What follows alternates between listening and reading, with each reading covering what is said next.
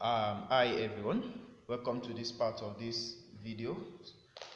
In this case, we are continuing on probability. So in the previous video, we talked about the main concept of probability, the classical approach, and we tried to solve some examples that make us understand most of those basic concepts, such as the sample space, likewise event and outcome. So here again, I'm going to be buttressing on the fact that the result of a probability is not going to be greater than 1, and it's at the same time is um, greater than 0. So which means the value of probability falls between 0 and 1, like I said in the previous video. And also in this part, we are also going to be looking at how we denote the probability of an event to happen. So probability for something to happen, that is probability of success, is mostly denoted using this P.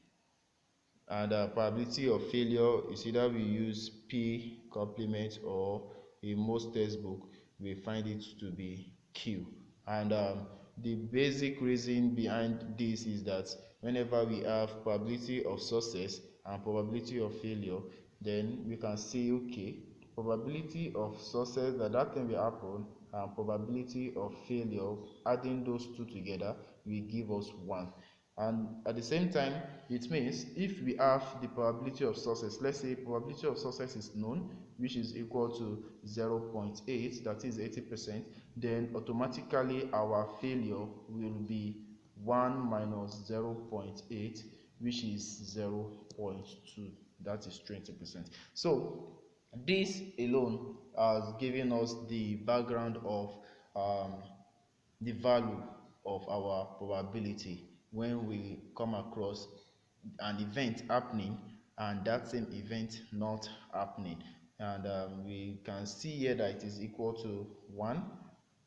The highest is equal to 1, and the probability can range between 0 and 1. That is to say, we have no negative value. So we can depict it in a Venn diagram where we have A, that is probability for that thing to occur, and A complement for that thing not to occur. And as you can see here also, it says the probability of this to occur is 0. Let's say A is 0.5 and not to occur also is 0.5, which will give 1. So yeah,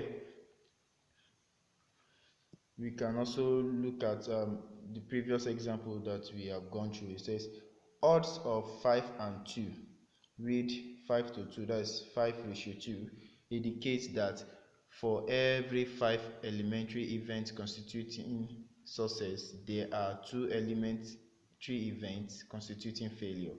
Note that the classical approach to probability discussed in the first section, that is in the previous video, of probability equivalent to an odd ratio of 5:2, it can be denoted like this. So here what we are trying to say here is that find the total, and here we have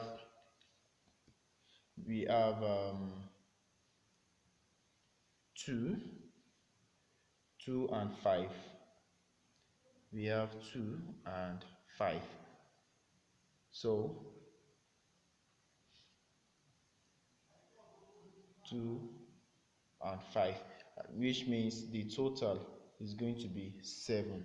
That's how we come across this 7, the total. Now if you are now asked to find the probability of any, it's either that the probability of success, which is, let's say, 5, it will now give us 5 over the total, or the sample space 7, which will give us the result in decimal form, or probability of failure, which can be 2 over the total, which is 7. So having that at the back of our mind, we can actually find out the probability of an event occurring and the probability of that event not to occur by just reversing it or equating it to 1 and then collecting of like time. So now let's look at this next example. This example 5, it says suppose success is defined as drawing any face card or an ace from a well shuffled deck of 52 cards. Here now the total deck of card here is 52. So it now says suppose we drew any face card or an ace card, and like we know, ace card we can find 4 out of this 52, and face also the same. So it says because 16 cards out of 52 are either the jack, queen, king or ace, the odd associates with success are 16 to 36. That is 4:9. The probability of success is 16 out of the total, which is 52. That is 4/13 when we simplify that.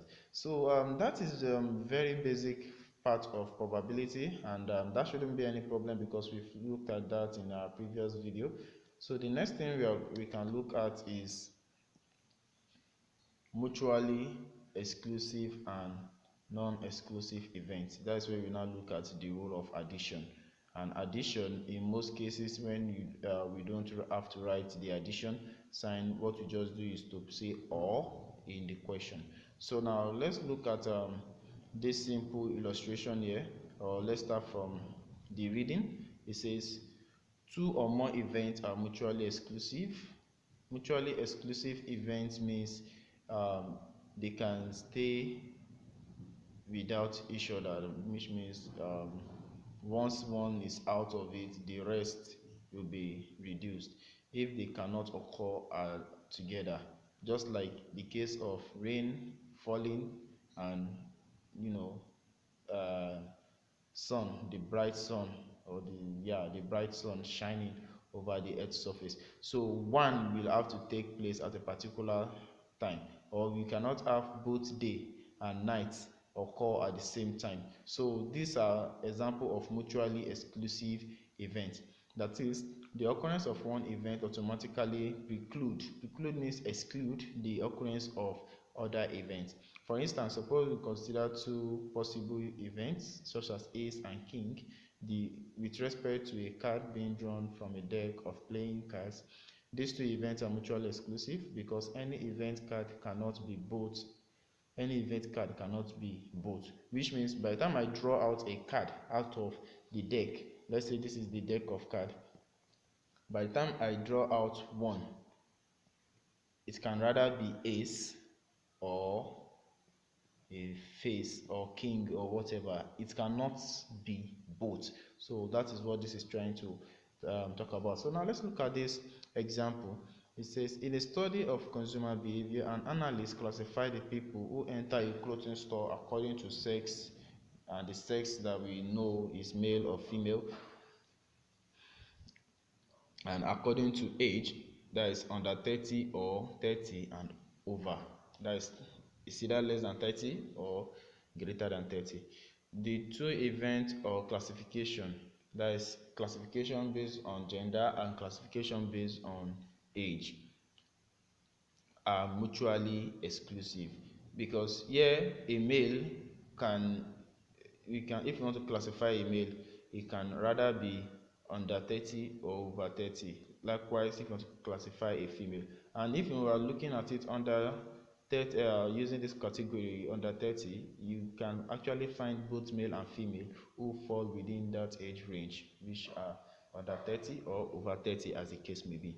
So however, the event male and under 30 are not mutually exclusive. So here it means if I have male, this event and this event, they are not mutually exclusive, which means the 2 can occur at the same time.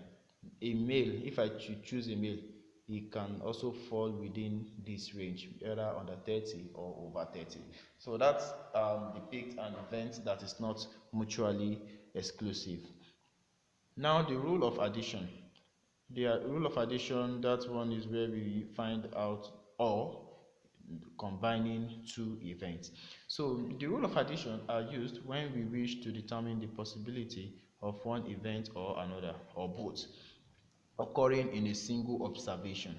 Symbolically, we can represent the possibility of probability of event A or event B occurring by saying probability of A or B in this form. And like you know before, what we do is to just say probability of A, let's say, is equal to 1 over 2. Here we are only looking for probability of a um, single variable, but in this case when you're saying or, because they may actually happen in a single observation, so that's why we now have to combine this first event and this second event occurring.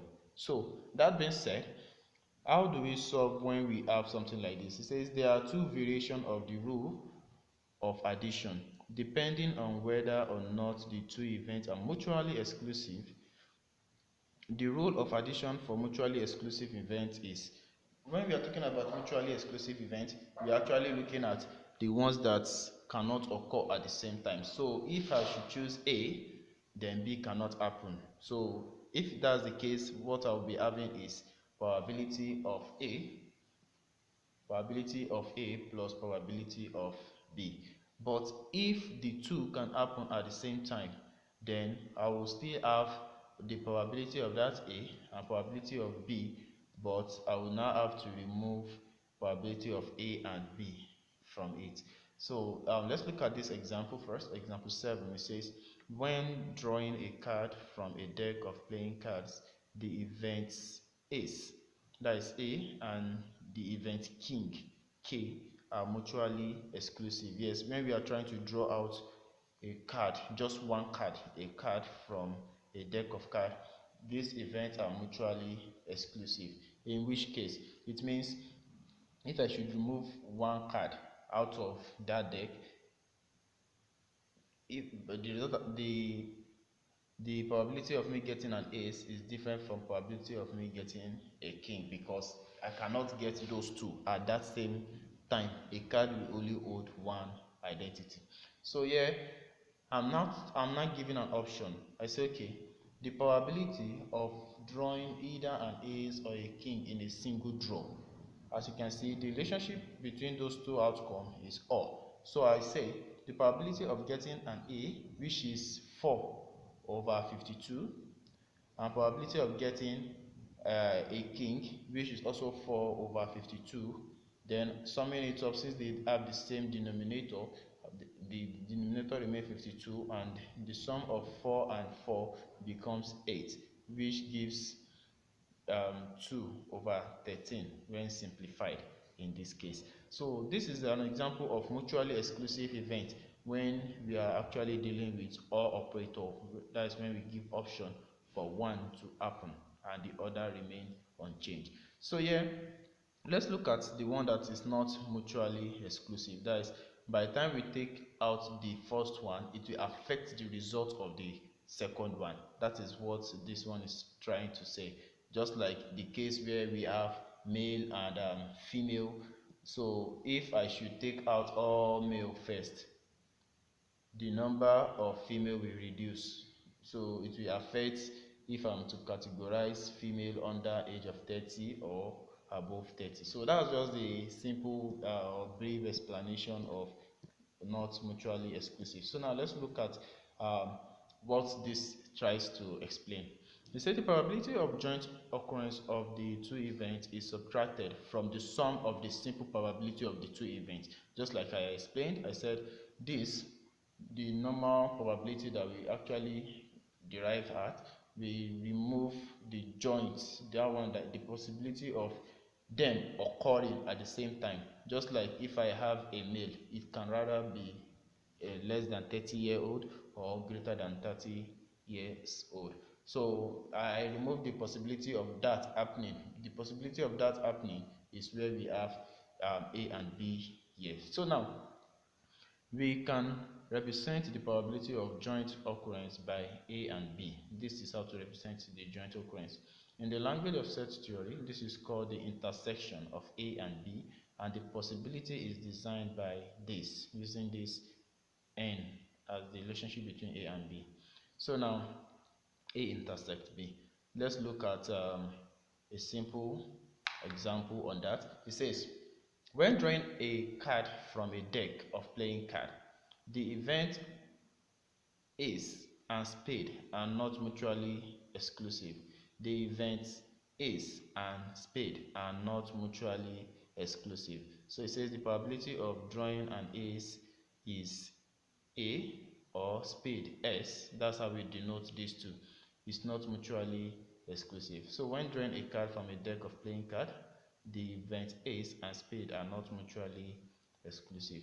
It means by the time I remove one card from this deck of cards that contain 52 cards, I'm going to be having one of the option, which is either ace or spade. So probability of having ace is 4 over 52 and probability of having a spade is 13 over 52. Then I say minus the probability of ace and spade, which is 1 over 52.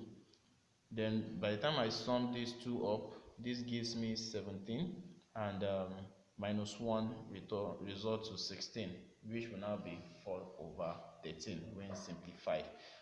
And we can also use the Venn diagram to depict this. These are mutually exclusive, and this one is not mutually exclusive because A and B can actually intersect. So that is the basic explanation of probability using the OR operator. That is the addition that is involved in probability. Thank you.